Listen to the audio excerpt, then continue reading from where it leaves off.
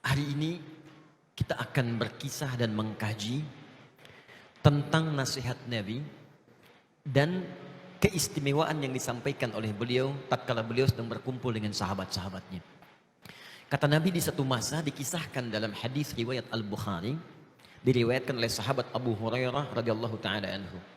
Kata Nabi, "Inna fil jannati baban yuqalu aryan yadkhuluhu as-sa'imun fa idza dakhaluhu ughliqa." Bahkan di riwayat lain yaqulu aina as-sa'imun aina as-sa'imun fa idza dakhaluhu ughliqa.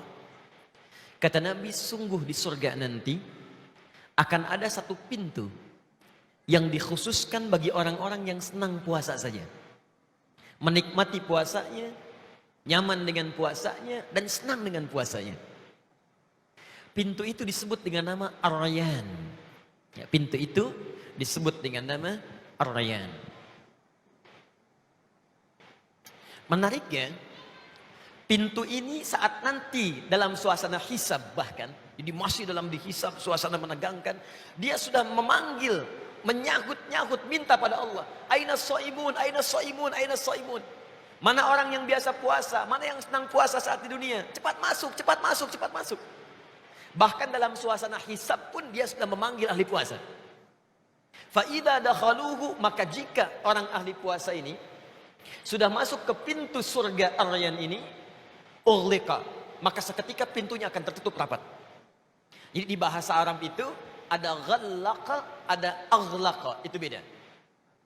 Jadi kalau kalimatnya menggunakan ghallaqa, maka ditutupnya pelan-pelan, sehingga seakan-akan ada jeda. Ngelihat lagi kanan kiri, tutup lagi, tutup lagi, tutup lagi, tutup. Tapi pintu Ar-Rayyan ketika ditutup kalimatnya tidak menggunakan ghallaqa, tapi aghlaqa. Kata Nabi, fa idza dakhaluhu ughliqat, kalau sudah masuk semua, pintunya menutup dengan cepat. Sehingga orang yang tidak pernah menjadi ahli puasa tidak punya kesempatan walau sekedar ngintip. Maka ini anugerah yang pertama yang diberikan melalui lisan Nabi SAW pada orang-orang yang senang berpuasa. Kata para ulama, kalimat shaimun di sini terbagi dua bagian. Satu adalah orang yang menikmati puasa Ramadannya. Dia nikmati dengan ibadah. Saat siangnya dia puasa, dalam puasa dia beristighfar, dalam puasa dia kerjakan amal soleh, dia rajin baca Quran, menikmati puasanya sampai dia berbuka. Sampai doanya pun disebut oleh Nabi dalam hadis riwayat Al-Bukhari, riwayat sahabat Abu Hurairah, doanya pun ketika memohon seketika dikabulkan. Thalathatun la turaddu da'watuhum, ada tiga golongan yang doanya mustahil ditolak oleh Allah. Satu, al-imamul adil, pemimpin yang adil. Yang kedua, as-shaima hatta yuftira, orang puasa sampai buka. Jadi saking benar puasanya dan menikmatinya, itu doanya setiap bermohon dikabulkan, mohon dikabulkan. Yang ketiga, da'watul mazlum, doa orang yang terzalimi. Jadi ini yang pertama, orang yang sangat menikmati puasa Ramadannya itu nanti akan masuk ke surga melalui pintu ini. Yang kedua, ada yang disebutkan oleh para ulama, orang ini saking nikmatnya puasa Ramadan sehingga dia merasakan gelisah kalau nggak puasa. Akhirnya setelah Ramadan dia terbiasa meningkatkan puasanya. Itulah yang dimaksud oleh pakar kalangan hadis, bahwa ada kelompok kedua yang masuk surga karena menikmati suasana puasanya. Bisa dipahami sampai di sini? Ada yang mau bertanya? Ikhwan, akhwat? Assalamualaikum Ustaz. Nama saya Vera Rahmi. Ada berapa pintu surga yang kalau tadi kan Ustadz jelaskan ada satu pintu surga yang akan dimasuki oleh orang-orang yang berpuasa. Ada berapa pintu surga lagi Ustadz yang ada di surga yang kita bisa masuki, dan apakah ada orang yang bisa memasuki semua pintu surga tersebut? Masya Allah. Setidaknya dalam riwayat-riwayat yang sahih ada 8 pintu surga. 8 pintu surga yang dapat dimasuki. Yang 8 ini akan terkait dengan spesifikasi amalan hamba saat dia berada di dunia. Contoh, kata Nabi saat sedang berkumpul seperti ini, Nabi sampaikan ada orang-orang yang akan masuk surga dengan pintu puasa, disebut dengan Ar-Rayyan. Ada orang-orang yang ahli tahajud akan masuk pintu surga, disebut dengan babut tahajud, pintu tahajud. Ada orang-orang yang gemar bersedekah saat di dunianya, Maka orang ini saat masuk surga, masuk pintu dikenal dengan babu sedekah, pintu sedekah.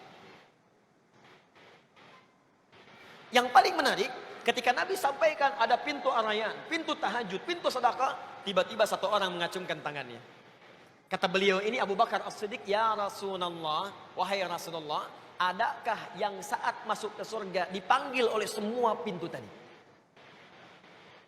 Jadi ada nggak orang yang saat hisab itu semua pintu bersautan, "Ya Rasulullah," ya? Ada nggak?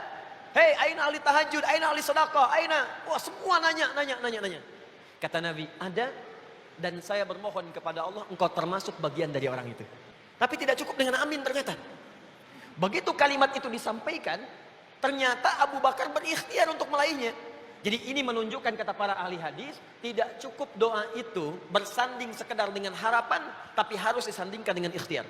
Maka sejak saat itu Abu Bakar As-Siddiq membuat program surgawi dalam kehidupan aktivitas hariannya. Sehingga satu saat, Allahu Akbar, Nabi pernah mengumpulkan kalangan para sahabat dan bertanya. Kata Nabi, siapa hari ini yang sholat berjamaah? Semua angkat tangan.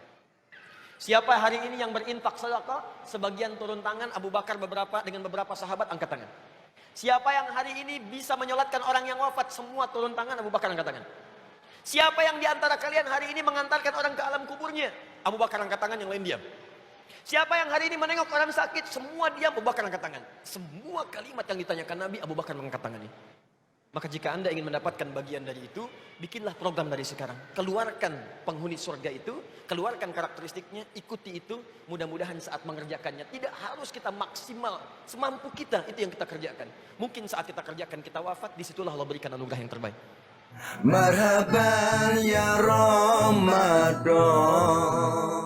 Marhaban ya Ramadan. Ada yang lain?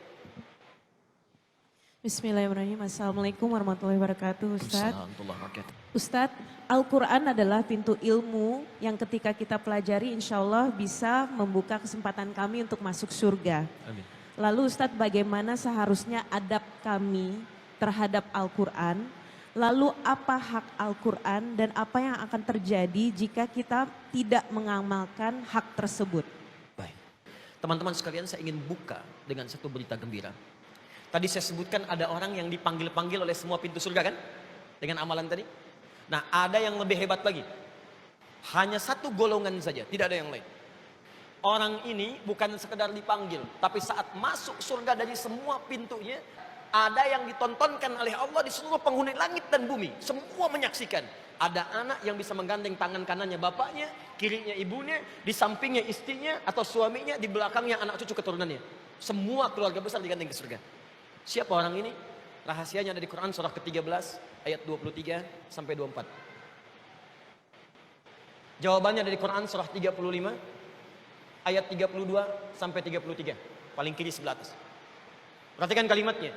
Jannatu adnin yadkhulunaha wa man salaha min abaihim wa azwajihim wa dzurriyyatihim wal malaikatu yadkhuluna alaihim min kulli babin salamun alaikum bima sabartum fa ni'ma uqbad dar.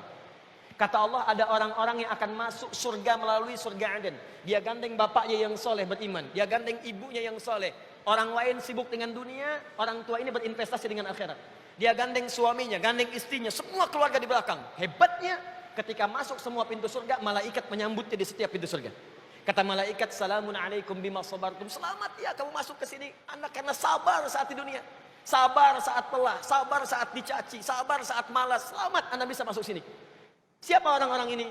Quran surah 35 ayat 32 sampai 33. Thumma awrasnal kitabal ladzina istafaina min ibadina. Kami wariskan Al-Qur'an kepada hamba-hamba pilihan kami. Ketika mereka dipilih oleh Allah dan mengamalkan Qur'annya, maka jawabannya di ayat ke-33. Jannatu, dengan kalimat yang sama. Jannatu adnin yadkhulunaha. Ahli Quran ini akan masuk ke surga Aden. Bedanya dengan ayat yang ini, diberikan tambahan bonus di sini. Yuhallawna fiha min asawir. Orang-orang ini saat akan masuknya diberikan perhiasan dulu. Jadi kepalanya diberikan mahkota, diberikan jubah, dibedakan dengan yang bukan ahli Al-Quran. Terakhir, adapun orang yang menjauh dari Al-Quran, yang tidak mengamalkan isi Al-Quran, maka orang ini akan mendapatkan 2 kerugian saat kembali kepada Allah Subhanahu wa taala. Kerugian pertama, dia berpeluang tidak akan pernah mendapatkan syafaat dari Al-Qur'an. Anda senang baca Al-Baqarah saja dengan Ali Imran, itu kata Nabi di hari kiamat saat hisab, 2 surat itu akan menjadi pelindung kita dari kesulitan kiamat. Yang kedua, mohon maaf, Qur'annya tidak akan pernah meminta kepada Allah untuk memasukkan dia ke dalam surga. Maka itulah diantaranya, mudah-mudahan kita termasuk orang-orang yang ditunjukkan oleh Allah dengan mencintai Al-Quran. Wallahu ta'ala a'lam bissawab. Ada yang lain? Assalamualaikum warahmatullahi wabarakatuh. Assalamualaikum. Pak Ustadz, saya mau bertanya, apakah benar jika ada rasa sombong sedikit, walaupun sedikit, mengakibatkan kita gagal memasuki pintu surga manapun, Pak Ustadz? Bukan kita kali ya, orang lain saja lah ya. Baik, kita tidak berharap demikian. Barakallahu fiik. Baik, sombong itu penyakit iblis yang pertama. Dan itu yang mengeluarkan dia dari rahmat Allah. Quran surah kedua ayat 34. Ya, paling kiri di pertengahan, Quran surah kedua ayat 34. Kejadiannya terjadi di Quran surah ke-7 ayat ke-12 sampai 13. Ini makhluknya jin yang bermaksiat. Quran surah ke-18 ayat ke-50, paling kanan pertengahan. Lalu kemudian muncul hadis qudsi mengharamkan sifat sombong dalam kehidupan kita. Perhatikan baik-baik. Quran surah 2 ayat 34, kalimat sombong pertama di Quran. Wa idh qulna lil malaikati isjudu li adama fasajadu illa iblis. Ketika kami perintahkan kepada semua malaikat dan jin yang hadir pada saat itu, hormat kalian kepada Adam, sujud. Bukan sujud menyembah tapi hormat. Fasajadu, semua hormat sujud. Malaikat, jin taat, semua hormat. Illa iblis, kecuali iblis. Aba, dia enggan untuk sujud hormat, wastakbar karena sombong. Aba wastakbar karena sombongnya, dia tidak mau hormat. Dari mana taunya sombong? Dijelaskan di Quran surah ke-7 ayat 12 sampai 13. Kata Allah, "Ma mana'aka alla tasjud id amartuk." Hei kamu, kenapa enggak mau sujud saat saya perintahkan? Bukan sujudnya yang penting, ini perintah saya. Kalau kalian enggak sujud, termasuk hamba enggak sujud, enggak sholat semuka langit dan bumi, tidak akan menurunkan status Allah sebagai Tuhan. Ini perintah saya, kata Allah. Kenapa kamu sombong di hadapan saya? Apa jawab iblis? Ana khairun minhu, khalaqtahu min narin wa khalaqtahu min tin. Ya, khalaqtani min narin wa khalaqtahu min tin. Engkau ciptakan saya dari api, kau ciptakan dia dari tanah. Tidak level yang tinggi, hormat kepada yang rendah. Sombong. Apa jawab Allah? Qala fakhruj. Keluar kamu. Tidak layak untuk engkau berbuat seperti itu. Siapa iblis yang dimaksud di sini? Adalah jin yang fasik. Quran surah ke-50 ayat ke-18. Wa idh qulna lil malaikati isjudu li adama fasajadu illa iblis kana minal jinni fafasaqa min amri rabbih. Asalnya jin yang sangat taat, kemudian fasik. Fasik itu bermaksiat dari Allah dan enggak mau tobat. Bermaksiat dari Allah dan tidak mau tobat. Itu yang membedakan setan dengan manusia. Setan maksiat enggak mau tobat. Manusia maksiat mau tobat. Jadi kalau ada manusia bermaksiat tidak mau tobat, patut diduga apakah dia manusia atau setan. Ini masalahnya. Paham ya? Baik, kalau sudah paham barangkali kami simpulkan bahwa saking sayangnya Allah diberikan kita kesempatan untuk memasuki surga dengan ragam aktivitas yang biasa bisa kita pilih dan kerjakan. Ini menunjukkan betapa sayangnya Allah kepada kita sehingga membuat semua alternatif dan menginginkan semua hambanya ke surga.